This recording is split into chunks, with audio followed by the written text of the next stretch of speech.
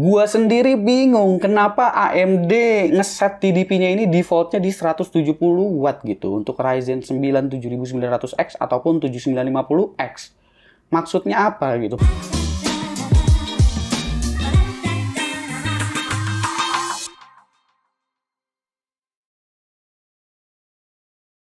Halo Bray, kembali lagi di gaptek.id dan tiba juga waktunya untuk gua ngebahas AMD Ryzen 7000 series.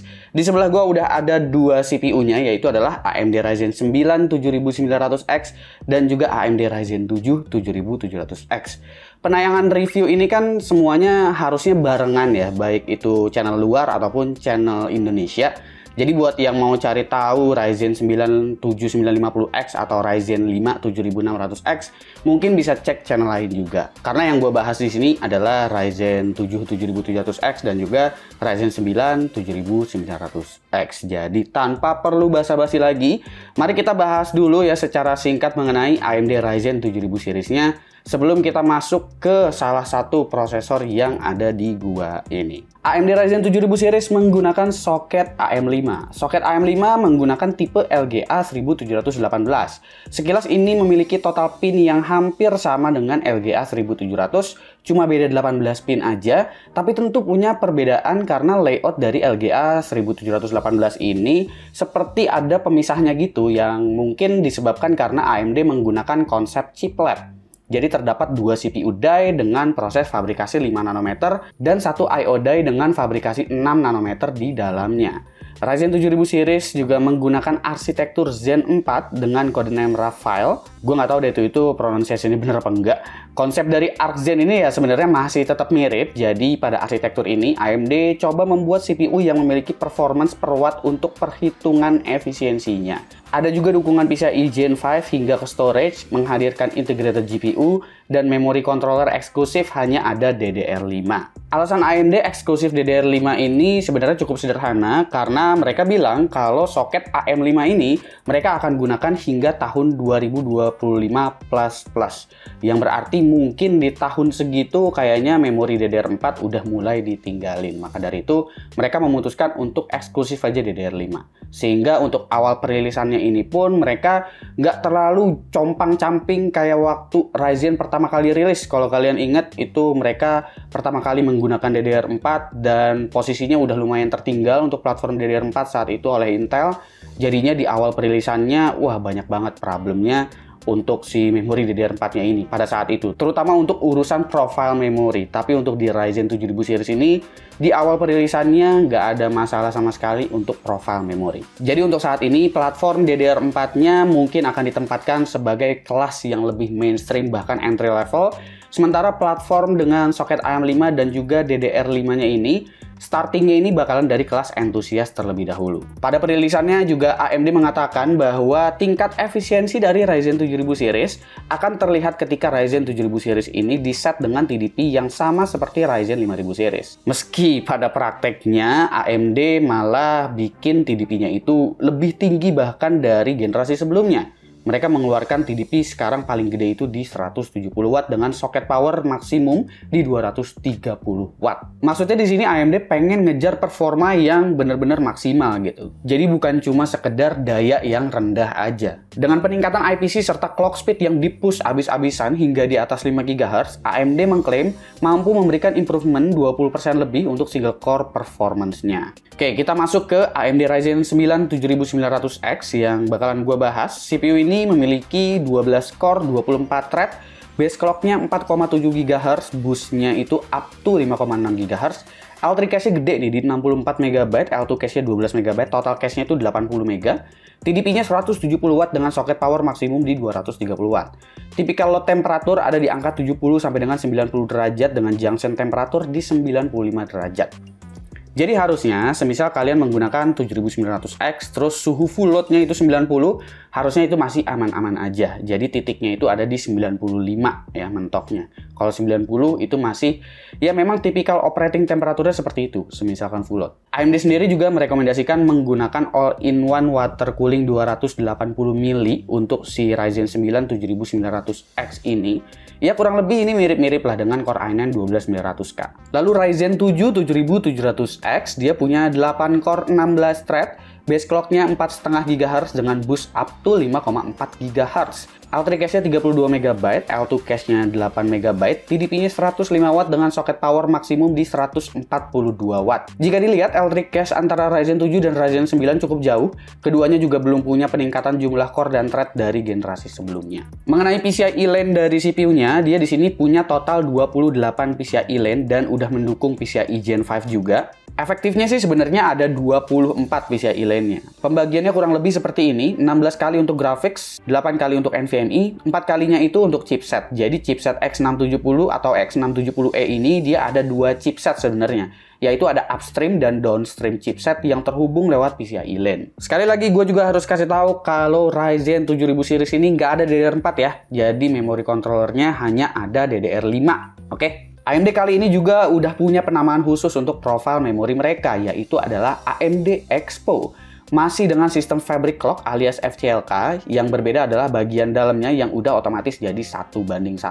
Sementara kalau kita ngelihat di Ryzen generasi sebelumnya, itu dia ada 3 step, 1:1:1. Itu ada FCLK, MCLK, UCLK, kayak gitu. AMD Expo juga bisa menjalankan profil XMP, jadi ini vendor motherboardnya masih tetap dibebaskan kalau mau bikin profil-profil XMP dan bisa load XMP, dipersilahkan aja. Jadi kalian nggak perlu khawatir untuk build PC dengan Ryzen 7000 series, abis itu beli memorinya yang Intel XMP, nggak masalah. Lalu semua Ryzen 7000 series ini dia punya integrated GPU, dan integrated GPU-nya itu RDNA 2. Wah, mantep banget kayaknya ya integrated GPU-nya.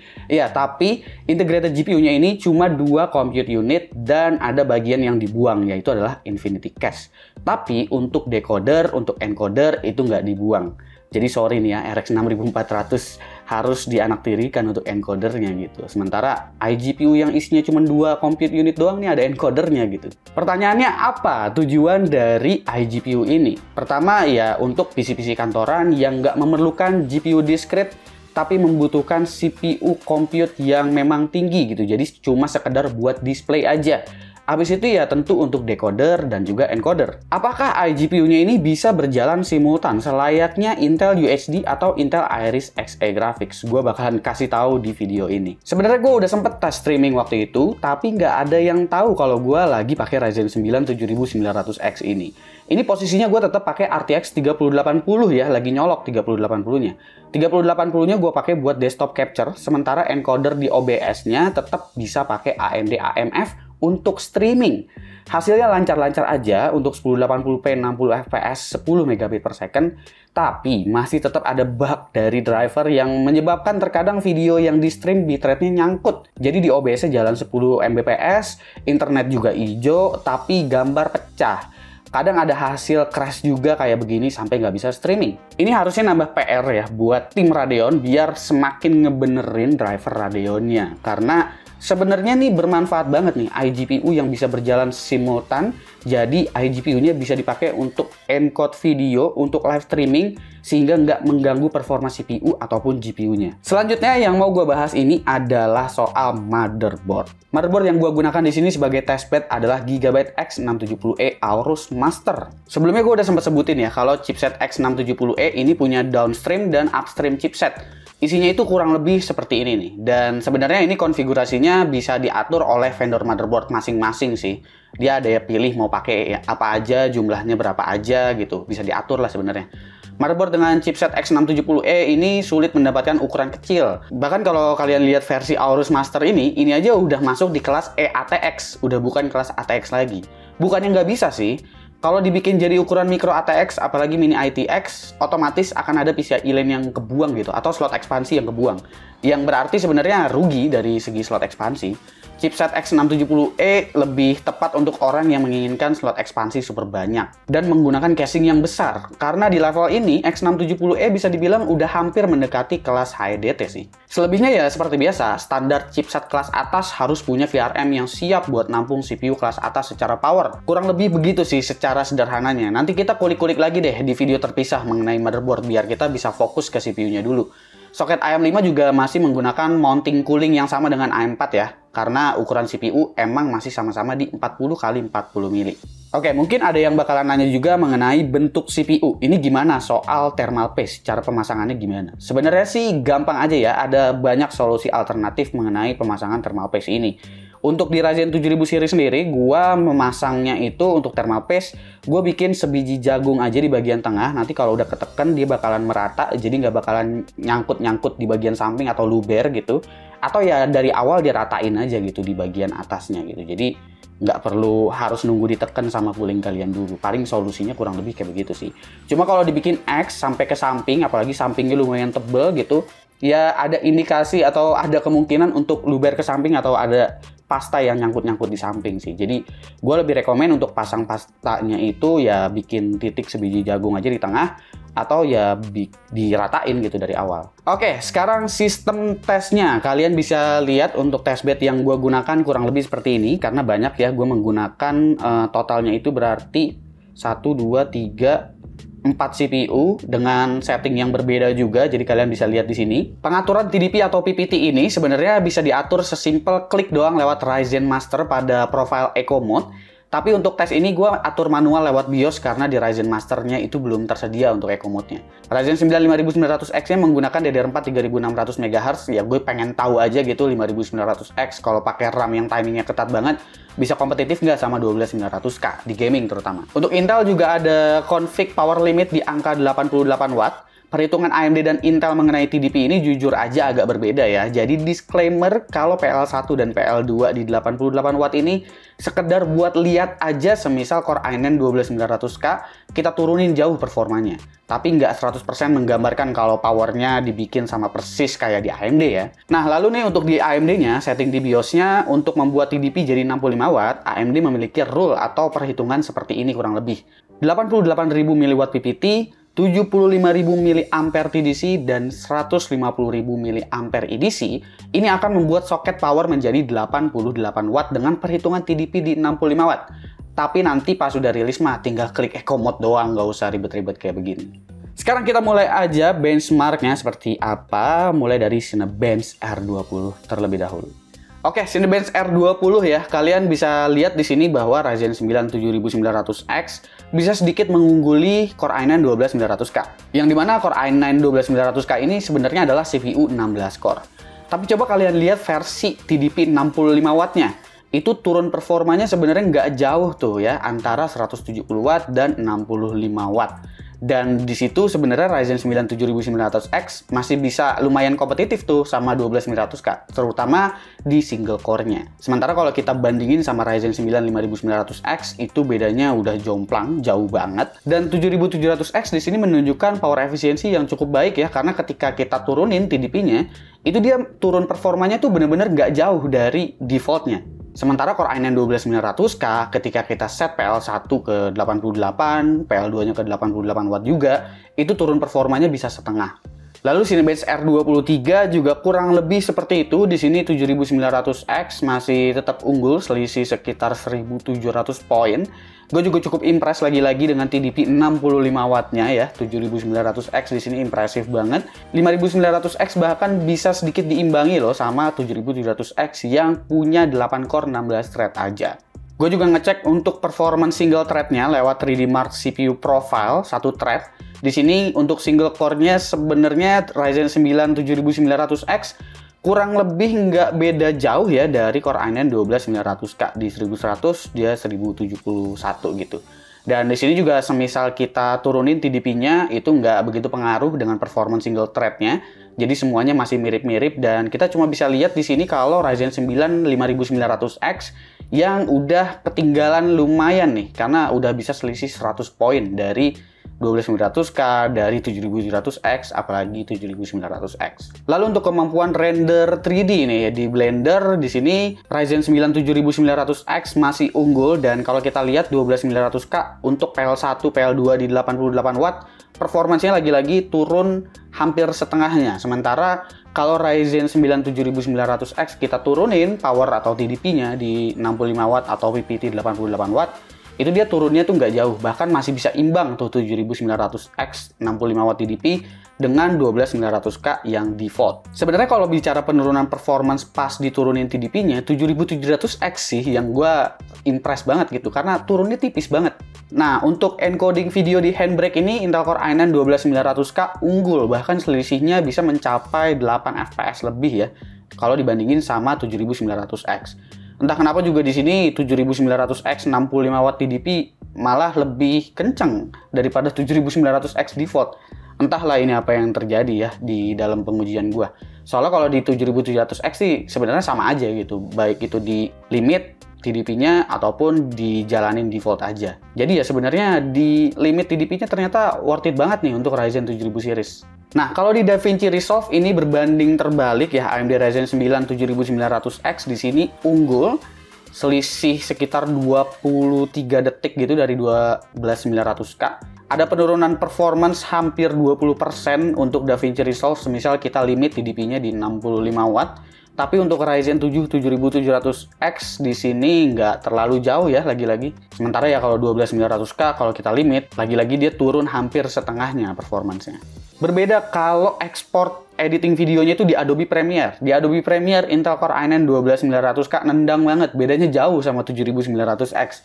Kayaknya optimization-nya nih ya, yang memang belum ada di Adobe Premiere, entah kenapa nih. Selama Core i9-nya jalan default, nggak di limit di 88 watt ya, untuk PL1, PL2-nya. Karena kalau di limit di segitu, Ryzen 9 7900X 65 watt TDP itu masih tetap lebih unggul. Lalu kalau gaming seperti Valorant, nah Ryzen 7000 series ini FPS-nya udah bisa tumpah-tumpah kayak pakai Ryzen 7 5800X 3D ya, meskipun ini bukan 3D V-Cache. Karena memang cache bawaannya L3 cache itu memang udah gede banget sih gitu. Bahkan untuk tipikal game yang seperti ini 5900X pun itu masih bisa dibilang unggul tipis-tipis dari 12900K. Ini sebenarnya mungkin run variation aja sih, karena antara Ryzen 7, Ryzen 9 di sini rata-rata FPS-nya itu mirip-mirip ya. Mungkin kalau diulang-ulang ya 7900X bisa unggul gitu. Ya mirip-mirip aja lah pokoknya. Lalu Cyberpunk 2077, di sini Ryzen 9 7900X juga unggul, di bawahnya ada Ryzen 7 7700X, bahkan 5900X masih unggul di sini kalau kita bandingin sama 12900K. Mungkin kebantu sama cache-nya yang gede itu tadi kali ya. Dan gue juga di sini bakalan percaya sih kalau misalkan Ryzen 5 7600X itu bisa kompetitif dengan Core i9 12900K di gaming, karena kelihatan kok ini Ryzen 7 7700X di 65 watt TDP aja dia bisa lumayan deket dengan si Core i9 12900K ya. Lalu Shadow of the Tomb Raider di sini semuanya hampir berimbang, jadi yang benar-benar ketinggalan itu cuma Ryzen 9 5900X aja. Jadi gua rasa untuk game yang memang single core-nya kepake tapi L3 cache itu nggak begitu kepake, kayaknya sebenarnya identik lah ya. Karena kalau kita cek lewat Cinebench, lewat performance single thread tadi di 3D Mark, sebenarnya performance single thread atau single core-nya itu antara 12900K atau si Ryzen 7000 series itu sebenarnya mirip-mirip. Kayak di Far Cry 6 juga kurang lebih hasilnya begitu, bakalan berimbang gitu, mirip-mirip banget. Jadi Ryzen 9 5900X yang tertinggal. Ini kurang lebih hasilnya identik banget sama kayak di Cinebench atau di 3D Mark tadi. Lalu untuk game Deathloop ini udah lumayan bervariasi ini di Deathloop ya. Bahkan 7900X 65 watt di sini bisa unggul, beda 2 fps doang sih. Jadi ini run variation. Harusnya mungkin sama aja lah bisa dibilang. 7700X-nya juga kan kelihatan tuh kayak begitu. Karena yang nggak load all core juga sih gitu. Jadi ya udah pasti bakalan mirip-mirip. Untuk Metro Exodus, AMD Ryzen 9 7900X di sini unggul, baik itu default ataupun diturunin TDP-nya. Ini lagi-lagi run variation, mirip-mirip hasilnya. CPU temperaturnya nih, nah di sini Ryzen 7 7700X justru yang paling panas. Ini indikasinya seperti Ryzen 5000 series ya, di mana Ryzen 7 5800X itu punya suhu lebih tinggi daripada versi Ryzen 9-nya. Dan biasanya itu karena AMD nge-push untuk boost-nya ya. Jadi voltasenya lebih tinggi daripada Ryzen 9. Ryzen 9 7900X di sini maksimumnya ada di 91, jadi belum nyampe ke junction temperatur. Kalau 12900K sih ya kita udah sama-sama tahu ya, kalau 12900K memang suhunya bakalan tinggi. Cuma yang salut dari Intel itu suhu idle-nya mungkin, yang suhu idle itu adem banget. Jadi solusi alternatifnya itu ya turunin TDP itu, karena dengan penurunan performa tadi kalian bisa lihat lah, ini CPU jadi adem banget, jadi 65 derajat doang gitu. Ya Intel juga tetap adem sih kalau diturunin. Cuma kan di Intel performanya turun hampir setengah ketika kita turunin si power limit 1 atau power limit 2-nya gitu. Sementara 7900X, 7700X kalau kita turunin TDP-nya itu mereka nggak kehilangan performa begitu banyak gitu. Lalu selanjutnya ini adalah CPU package power ya. Untuk yang di limit TDP-nya di 65 atau 88 watt PPT, itu pasti dia package powernya bakalan mirip-mirip untuk di sensor HW Info ya, ini gue bacanya. 12900K juga kalau di limit kurang lebih segitu, tapi yang berbeda banget nih kalau misalkan jalan default. Di sini 12900K tuh jalannya di 222 watt, sementara 7900X itu masih di 194 watt. Tapi 5900X dan 7700X itu punya power yang identik. Tapi kalau bicara idle ya Intel di sini sih yang memang idle-nya tuh rendah banget dayanya. Oke, overall ya, ini untuk content creation performance, overall-nya itu ini gue bandingin semuanya sama 12900K. Jadi 100%-nya ada di 12900K. Jadi di sini untuk content creation kalau berdasarkan benchmark yang udah kita jalanin tadi, 7900X itu masih ada di bawahnya sekitar 95,5% dari 12900K. Itu kalau default. Dan kalau kita lihat ini kalau TDP-nya 65 watt itu turunnya cuma 10% performanya untuk skenario content creation. Terutama untuk apa yang gue benchmark tadi ya. Nah, 7700X di sini menarik karena cuma turun 2% aja cuy. Ketika kita turunin TDP-nya. Ya, jadi itu menarik banget tuh. Sementara kalau kita lihat 12900K memang paling atas ya di 100%, tapi lihat paling bawahnya kalau kita limit di 88 watt PL1 PL2 itu dia turun cuma 51%-nya doang gitu performance-nya. Lalu untuk gaming performance di resolusi Full HD overall dari semua yang gue benchmark tadi kalau dibandingin sama 12900K, Ryzen 9 7900X unggul sekitar 17%. Disusul dengan 7900X yang TDP-nya udah gue limit di 65 watt atau 88 watt PPT. Jadi worth it banget nih. Semisal buat dipakai gaming, ya udah pakai eco mode aja, tetap lebih kenceng daripada Core i9 12900K. Di sini untuk 5900X masih kecatat unggul dari 12900K, mungkin disebabkan karena di Valorant itu unggulnya lumayan ya, angkanya agak banyak. Jadi kalau misalkan tes game AAA-nya lebih banyak lagi, harusnya gua rasa 5900X masih deket banget sama 12900K atau 7700X. Atau mungkin di bawahnya sedikit, karena kalau kita lihat itu 7700X juga performance-nya 94%-nya kok. Dan untuk TDP 65 watt-nya, kalau kita adu nih ya generasi sekarang 7000 series lawan generasi sebelumnya, sama-sama di 65 watt TDP-nya. Gue nggak bisa bandingin sama Intel karena perhitungan TDP-nya Intel sama AMD ini rada-rada berbeda. Takutnya nanti nggak relevan. Di sini 7900X rata-ratanya dari apa yang gue benchmark tadi itu 21% lebih baik pada power yang sama daripada 5900X. Tentu di beberapa skenario ada yang bedanya jauh banget jomplang. Jadi wajar kalau misalkan AMD sempat mengklaim kalau performance per wattnya itu dengan daya yang sama bisa menghasilkan up to 40%, itu nggak salah. Lalu untuk content creation, performance per wattnya berdasarkan benchmark tadi, kalau kita set sama-sama di 65 watt, Ryzen 7000 series, si 7900X ini, dia punya kemampuan lebih baik 26,7% dari Ryzen 9 5900X untuk keperluan content creation. Tentu sekali lagi gue ingetin kalau ini benchmarknya beragam, ini rata-rata, jadi ada beberapa skenario yang memang bedanya juga bisa jomplang banget dengan 5900X. Oke, bagaimana kesimpulan mengenai AMD Ryzen 7000 series, tepatnya Ryzen 9 7900X dan juga Ryzen 7 7700X. Di sini gue bisa memahami AMD mengenai efisiensi yang mereka maksud. Dari hasil tes di sini jelas, Ryzen 7000 series memiliki performa yang sangat ideal pada level 65 watt TDP atau 88 watt PPT. Di level tersebutlah performance per watt Ryzen 7000 series sangat terlihat. Maka dari itu, gua sendiri bingung kenapa AMD ngeset TDP-nya ini defaultnya di 170 watt gitu untuk Ryzen 9 7900X ataupun 7950X. Maksudnya apa gitu? Padahal di 65 watt aja ini udah mantep banget ini CPU. Soalnya di level TDP 170 watt, tingkat efisiensinya tuh udah mulai menurun. Ya emang kalau di push seperti ini 12900K bakalan kalah telak. Jadi sebenarnya emang tetap ini CPU yang bagus banget, cuma membingungkan aja. Positioningnya ini kalau mau dikatakan sebagai CPU yang super efisien, bisa sih, tapi bisa juga dibilang enggak gitu, karena ya TDP-nya tinggi. Jadi tergantung konteksnya ini ngukur power efisiensinya ini dari segi apa. Apakah dari segi power yang rendah, atau karena dia punya TDP atau PPT yang kurang lebih mirip dengan kompetitornya yaitu 12900K, tapi punya performance yang lebih oke. Jadi yang mana ini sebenarnya AMD maunya? Gue pribadi sih semisal akan beli Ryzen 7000 series, fix sih gue akan hidupin Eco Mode-nya aja lah.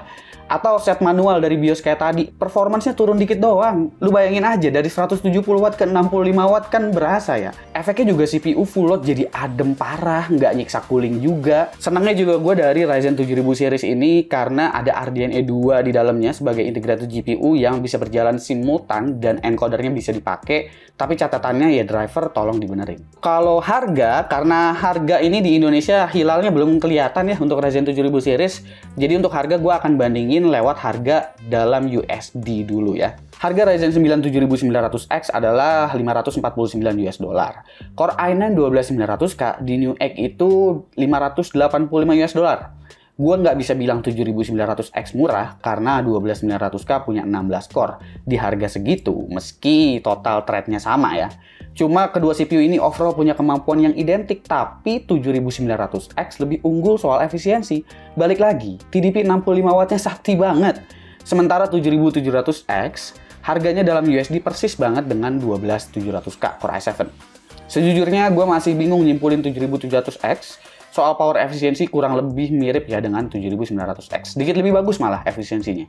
Tapi entah kenapa Ryzen 7 ini panasnya masih berlebih seperti kejadian di 5800X. Solusi praktisnya jelas, turunin TDP. Performance nggak hilang banyak, tapi secara performa harusnya ini masih lumayan mepet dengan 12700K. Prediksi gue ini akan mudah kesalip sama 13700K semisal udah rilis. Dan kalau dilihat-lihat Ryzen 9 5900X juga sebenarnya cukup seksi. Karena sekarang harganya di Indonesia udah nyentuh harga 6 jutaan untuk CPU 12 core 24 thread. Dan kalau kita lihat performance-nya tadi, dengan setting memori yang bener ya 3600 CL14 itu yang gue jalanin, itu ternyata performance-nya masih lumayan oke loh si 5900X, terutama ya kalau buat dipakai main game lah. Kalau di content creation rata-rata udah kebanting ya si 5900X ini, tapi buat gaming masih oke lah karena di cache-nya lumayan gede. Cuma ya inget aja, soket A4 itu umurnya udah di ujung tanduk. Jadi buat kalian yang masih belum bisa move on dari DDR4, ya paling buat yang udah invest motherboard mid-end atau motherboard high-end, mungkin ya bisa upgrade ke 5900X gitu ya. Segitu aja yang bisa gue bahas untuk review dari AMD Ryzen 7000 series, tepatnya Ryzen 9 7900X dan juga Ryzen 7 7700X.